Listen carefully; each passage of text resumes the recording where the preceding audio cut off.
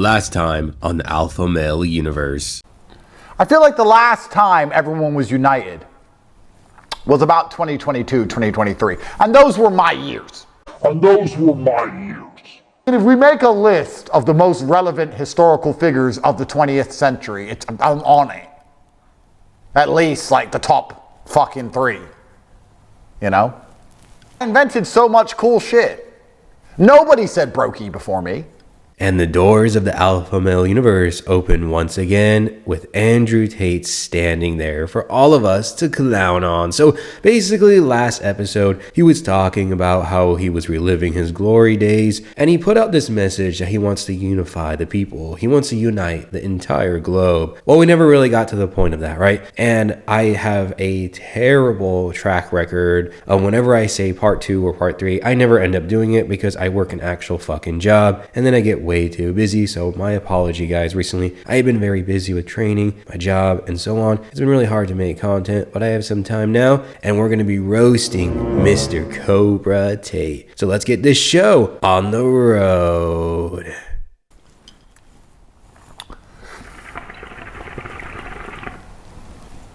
When times get hard, I'm the man they call. And I've never failed. So I'm going to do it again. The best thing about this sentence was how simple it was. Everybody understood it. It was so simple, so to the point. It reignited, it re-sparked the love inside of people's hearts. You know, ever since that sentence, I'm not sure anybody's loved anyone. No man has loved his woman since that day.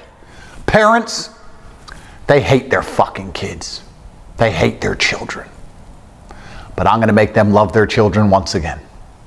I'm going to rehumanize humanity. Just me. Stop hating your children. Stop it. Stop it. I'm going to fix it. I'm going to fix everything. Calm down. Take a seat. I got this. It's in the bag.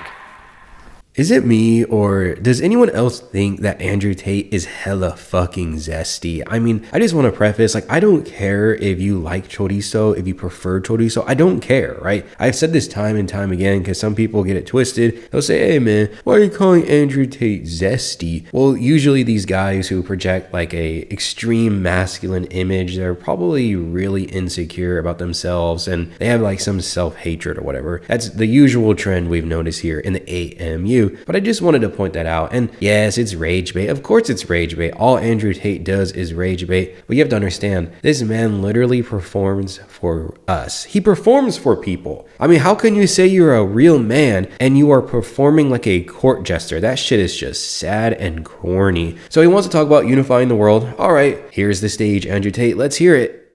I'm going to fix everything. Calm down. Take a seat. I got this. It's in the bag. It's done. Don't worry about it, brokey. Don't worry about it, wagey. I got this. The last time the entire internet, the entire world agreed on something was when I said,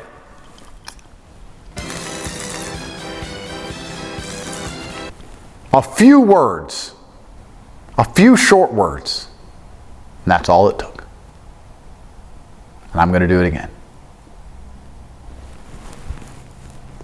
I understand why people love me. I totally get it. I understand why you're all like obsessed with me. I understand why like the haters, fans, Andrew Tate did this, Andrew Tate did this, let me amplify his content. When's the last time you've seen me amplify their content? No. They work for me, you know? They keep me hyper relevant. Andrew Tate did this. Thanks. Thanks. And then all the girls will come up to me on the street. Please give me a child. Please impregnate me. I'm like, there's a line. I feel like there should be like some required equipment while watching these AMU episodes, and one is like an Alpha Male Universe bingo card. There's always going to be a moment in time in these videos where some alpha male will be complaining about his haters, and I just want to address one of these arguments that I guess this channel and other channels are keeping these guys relevant. Do you think for 1 second, if I stop making videos on these people, that they would also stop making content? Like, this is a endless war war, right? In a way, it's like a war of mindset, right? I mean, I would regard pretty much anyone who is a part of this community a real man and a real woman, right? And then whatever the alpha male community is a bunch of fucking lames and clowns. A child, please impregnate me. I'm like, there's a line. Fucking hell. Bunch of Q jumpers. That's how bad the world's gotten now.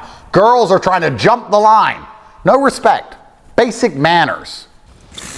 The best thing about these words is they came to me just off the top of my head. I didn't think about it. I didn't plan it. I know to you people at home, they were so revolutionary.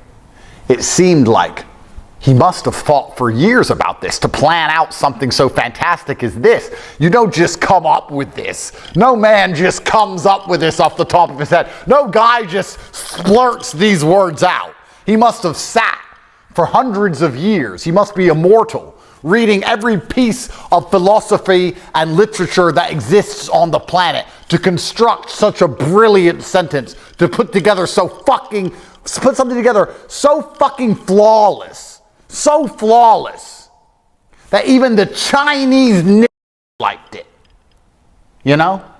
Even the fucking Mexicans took off their shit hats, their sombreros. They put the piñatas down. I've noticed a trend in the AMU and then like other grifter spheres that dropping a bunch of like racial slurs or whatever is now starting to be like the norm. I swear I'm seeing Azuled doing this. I swear I'm seeing Vincent Fisher, the greasiest pubes in Brickell, Miami doing this. They just do it to get a reaction out of people. And then somehow they're trying to frame it as like saying whatever you want means like you're the biggest alpha on the yard. And I think you just look like a fucking asshole doing that. You just look like a lame. We all understand that you have no decency, and just to say a bunch of words to get like people to react to it, honestly, it's corny. And that's why I don't really like talk about it, because it's just obvious rage bait, and on this aspect I'm not gonna feed into it.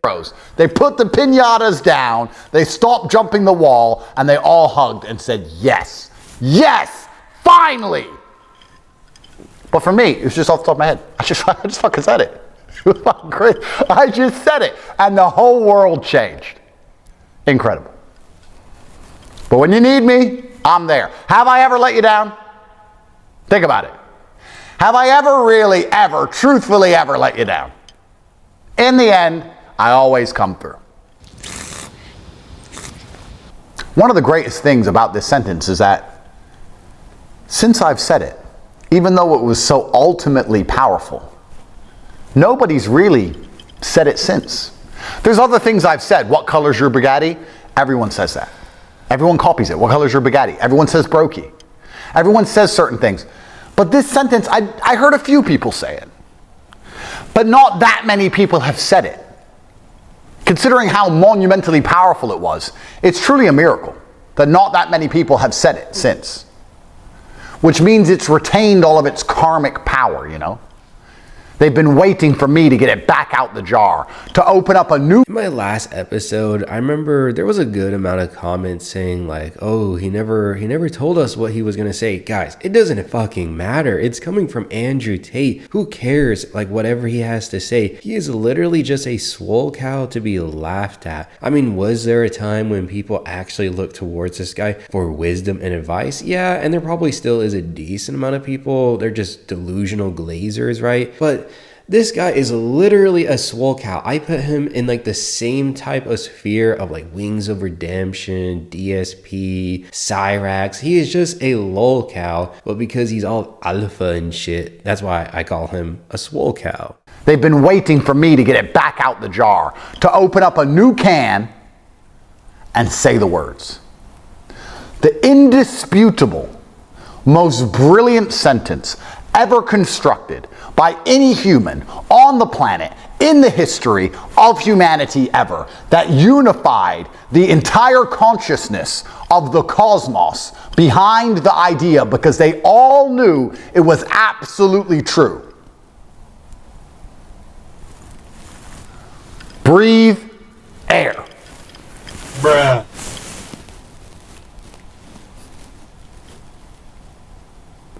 That was it.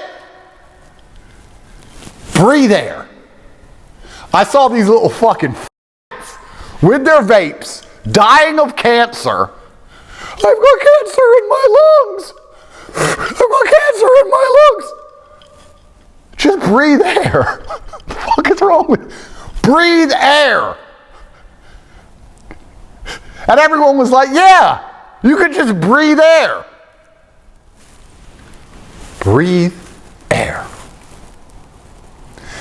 See, guys, I told you it was just going to be some troll shit, right? Breathe air. That's a sentence that unifies the world. I mean, should I even entertain the thought that maybe can unify people? Nah, bro, it can't. Okay, come on. It's just ridiculous. I suppose a deeper idea about this is that, like, breathing air makes people realize we're all the same, right? We do the same things. Okay, that's not going to change anything. People still fucking hate each other. And it's kind of ironic that this guy is making fun of people who vape when he is nonstop smoking a hookah. I've had to, like, speed that shit up like ×5 multiple times, but this was just so delusional. I mean, it is delusional. And is it over yet? No, it's not. It's never over. Air. Anyone who is getting a vape and lighting chemicals on fire via a battery, chemicals that they can't name, made by Chinese niggas that tastes like blueberry ice crush, and inhaling it, and doesn't expect to get turbo cancer within a week, is a fucking retard. And I told them, stop it, just breathe air. And everyone was like, yeah, breathe air. I did so much damage to the vaping industry, just me, by myself, out here, by myself, just me. I basically fixed vaping. I don't see anyone vaping anymore. You know, reflecting on what I just recently said about maybe breathing air as a metaphor, that we all have like this shared consciousness, you can tell that my mind and Andrew Tate's mind are in totally different worlds. He's actually just straight up talking about vape, saying that vape is destroying society. And don't get me wrong, I believe that vaping is extremely detrimental to people's health, their mental health, right? I used to vape, I quit it, I don't do it anymore, okay? So I'm talking from experience. Not that that really means much, but like, I understand why people do it so much, but you gotta let it go, you gotta let it go. But Andrew Tate talking about vaping, oh my God, am I on the same side of the coin as Cobra Tate? Yikes, guys. I don't support vaping, but so I suppose I do support this segment of the video, besides all the nonsense that he said. I don't see anyone vaping anymore. I mean, obviously there's the odd bimbo with a vape, but chicks suck. They'll put anything in their mouth. Who gives a fuck with? In general, I made vaping go away. I cured it. And I'm back. Guys, you ain't gotta like me. We can disagree on a bunch of things, but we can all agree, guys. Let's all agree, breathe air. Next time you see someone with a vape, breathe air. Let's bring it back, breathe air. I know what you're thinking. But Andrew, you're smoking a shisha. I'm the inventor, okay? I invented breathe air. I can do whatever the f I want. And shisha isn't the same as a vape. There are key distinctions, which I don't have to name because I'm the inventor. Okay?